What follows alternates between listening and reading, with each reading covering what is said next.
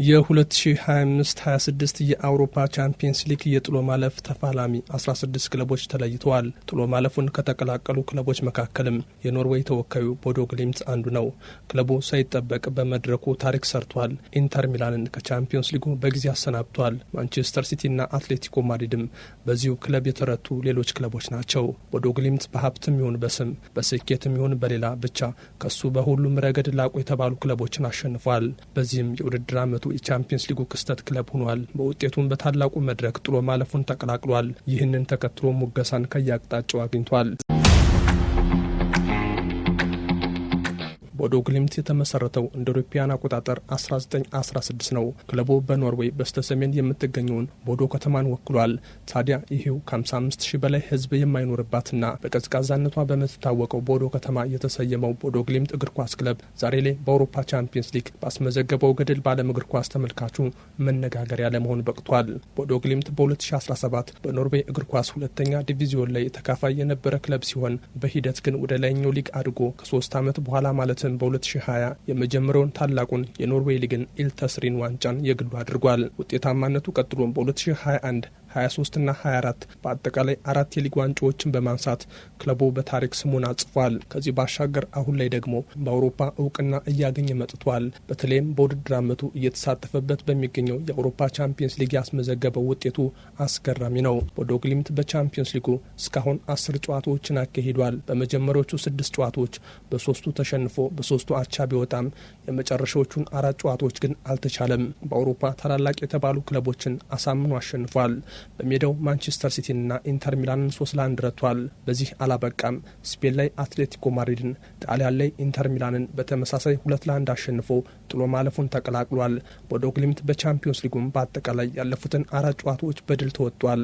በዚህም አዲስ ታሪክ ክለቡ ጽፏል። ከ5ቱ ታላላቅ ሊጎች ማለትም ከእንግሊዝ፣ ስፔን፣ ጣሊያን፣ ጀርመንና ፈረንሳይ ሊጎች ያልተገኘ ክለብ ሆኖ በቻምፒየንስ ሊጉ በተከታታይ 4 ጨዋታዎችን ያሸነፈ ከ1971-72 በኋላ የመጀመሪያው ክለብ ሆኗል። ይህንን ገድል ያኔ የሆላንዱ አያክስ ነበር ከዚህ ቀደም ያሳካው። ቦዶ ግሊምት ቻምፒየንስ ሊጉ እንደ አዲስ ከተቋቋመ 1992 በኋላ ለመጀመሪያ ጊዜ በመድረኩ ጥሎ ማለፉን የተቀላቀለ ቀዳሚው ስኬታማው የኖርዌይ ክለብ ነው። ይህን ሁሉ ስኬት ያስመዘገበው ቦዶ ታዲያ ሳይጠበቅ ነው። የክለቡ አጠቃላይ የተጫዋቾች ዋጋ 49 ሚሊዮን ፓውንድ ብቻ ሲገመት እንደ ካፕሎጂ ጥናት ደግሞ የቦዶ ግሊምት አጠቃላይ የተጫዋቾች ሳምንታዊ ደሞዝ 153,000 ፓውንድ ነው። ይህም ማለት የክለቡ ሁሉም ተጫዋቾች የሚያገኙት ደሞዝ በእንግሊዝ ፕሪሚየር ሊግ በግል እንደ ማቴዎ ኮቫሲች፣ ኖኒ ማዱዊኪ፣ ጆሊንተን ቶናሊ፣ አንቶኒ ጎርደንና ሜሰን ማውንት ከመሳሰሉት ጋር ሳምንታዊ ክፍያ ጋር ተመሳሳይ ነው እንደማለት ነው። ሆኖም ይህ የቦዶ ግሊምት በገንዘብ አቅም ዝቅተኛ መሆን ግን ክለቡን ከስኬታማነት አላገደውም። የፔፕ ጋርዲዮላውን ማንቸስተር ሲቲን፣ የዲያጎ ሲሞኔውን አትሌቲኮ ማድሪድን አንድ ጊዜ፣ የክርስቲያን ኬቡን ኢንተር ሚላንን ደግሞ 2 ጊዜ ቀጧል። በተለይም የ3 ጊዜ የቻምፒየንስ ሊግ ባለክብሩንና የአምኖን የቻምፒየንስ ሊግ የፍጻሜ ተፋላሚውን ኢንተር ሚላንን በደርሶ መልስ ያሸነፈበት ውጤቱ ቦዶ ግሊምትን ለውደሳ አድርጎታል። ስፔን የቦዶ ግሊምት አጠቃላይ የተጫዋቾች ዋጋ 57.13 ሚሊዮን ዩሮ ብቻ መሆኑን ሲያነሳ የተሸናፊው ኢንተር ሚላን ደግሞ 666.8 ሚሊዮን ዩሮ መሆኑን በንጽጽር አስቀምጧል። ታዲያ የቀድሞ የአርሰናል አጥቂ ቴሪ ኦነሪ ቦዶ ግሊምትን ለማድነቅ ጊዜ አልፈጀበትም። ገንዘብ ሳይሆን አንድነት የውጤት መሰረት መሆኑን ያሳየ ቡድን ቦዶ ግሊምት ሲል ሄነሪ ክለቡን አሞካሽቷል። ቦዶ ግሊምት የሚሰለጥነው በኖርዌያዊው አሰልጣኝ ኬይትል ኪኑስተንሰን ነው። አሰልጣኙ 2017 በረዳትነት 2018 ጀምሮ ደግሞ በዋና አሰልጣኝነት ክለቡን መርተዋል። በ8 ዓመት ቆይታቸውም 4 የኖርዌይ ሊግን ዋንጫን አንስተዋል። 3 ጊዜም የኢልተስሪን የዓመቱ ኮከብ አሰልጣኝ ተብለው ተመርጠዋል። አሰልጣኙ ዘንድሮ ደግሞ በቻምፒየንስ ሊጉ መድረክ ክለቡን በጉልህ አስጠርተዋል። አስገራሚው ነገር ደግሞ ቡድኑ በሀገር በቀል ተጫዋቾች የተዋቀረ መሆኑ ነው። ቦዶ ግሊምት ከቋሚ 11 ተሰላፊዎቹ 2ቱ ብቻ ከኖርዌይ ውጭ የተገኙ ናቸው። ሆኖም ቡድኑ በሁሉም ረገድ ሙሉ ነው። በአብዛኛው 4-3-3 እና 4-4-2 አሰላለፍን የሚከተለው ቦዶ ግሊምት ለተጋጣሚዎቹ ሁሉ ፈተና ነው። በፈጣን እንቅስቃሴ የታጀበ ጨዋታው ውጤታማ አድርጎታል። ማንቸስተር ሲቲ፣ አትሌቲኮ ማድሪድና ኢንተር ሚላን ላይም 10 ግቦችን አግብቶ አሸንፏል። በቻምፒየንስ ሊጉ ኢንተርን ከውድድር ሲያሰናብት እሱ ግን ሳይጠበቅ ጥሎ ማለፉ ገብቷል። ቦዶ ግሊምት በ2022 በኮንፈረንስ ሊግ ሩብ ፍጻሜ፣ በ2025 ደግሞ በዩሮፓ ሊግ ግማሽ ፍጻሜ ደርሶ ነበር። እነሆ ዘንድሮ ደግሞ አዲስ ታሪክ ጽፎ በቻምፒዮንስ ሊጉ ጥሎ ማለፉን ለመጀመሪያ ጊዜ ተቀላቅሏል። ቦዶ ግሊምት የውስጥ ውድድርን ካቆመ 3 ወራት አልፈዋል። የኖርዌይ ሊግ ህዳር 30 ከተጠናቀቀ በኋላ ክለቡ የወዳጅነትና የቻምፒዮንስ ሊግ ጨዋታዎችን ሲያደርግ ቆይቷል። በ2026 ብቻ ማለትም ከሲቲ፣ አትሌቲኮ ማድሪድና ኢንተር ሚላን ጋር ያደረጋቸውን 4 ጨዋታዎች በድል የተወጣው ቦዶ ግሊምት አሁንም ለሌላ ድል እየተጠበቀ ነው። የቡድኑ አንድነት፣ በራስ መተማመን ከአሰልጣኙ አጨዋወት ጋር ተዳምሮ ቢጫ ለባሾቹ በዓለም ላይ ተወዳጅ ሆነዋል። የክለቡ አሰልጣኝ ኬትል ክኖትሰን ይህ የክለቡም ይሁን የኖርዌይ እግር ኳስ ትንሳኤ ማሳያ መሆኑን በልበ ሙሉነትም ተናግሯል። ቦዶ ግሊምት ከ49 ሚሊዮን ፓውንድ የማይበልጡ የተጫዋቾችን ስብስብ ይዞ በአውሮፓ ትልቅ ስም በስኬት የገነቡ ክለቦችን አሸንፎ ታሪክ ሲሰራ ለሌሎች ታናናሽ ክለቦችም ተነሳሽነት ፈጥሯል።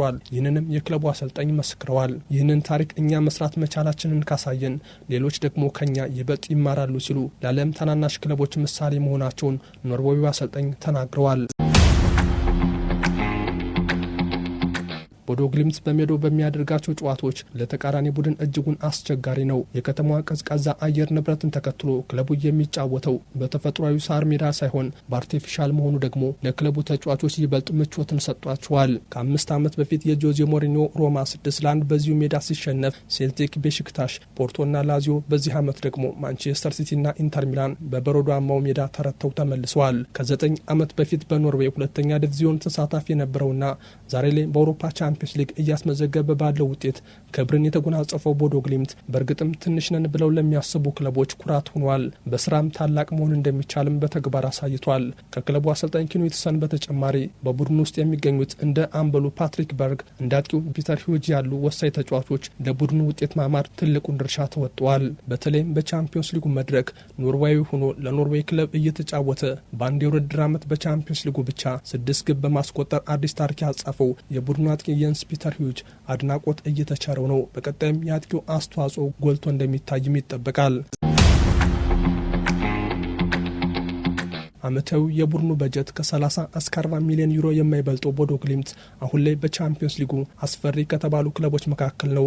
ቡድኑ በኦፕታ 0.3% ብቻ ነበር ጥሎ ማለፉን እንደሚቀላቀል የተገመተው። ሆኖም ክለቡ ግምቶቹን ፉርሽ አድርጓል። ሳይጠበቅ በተጫዋቾቹ ህብረት ታግዞም 16 ውስጥ ገብቷል። ቦዶ ግሊምት በቀጣይ በጥሎ ማለፉ የፖርቱጋሉን ስፖርቲንግ ሊዝበንን ይገጥማል። ካሸነፈ ደግሞ የአርሰናልንና ባየር ሊቨርኩሰንን አሸናፊ ያገኛል። እስከዛው ግን በመድረኩ ሌላ ታሪክ የሚያጽፍበትን አቅም ለመገንባት ቡድኑ በልምምድ ጊዜውን ያሳልፋል።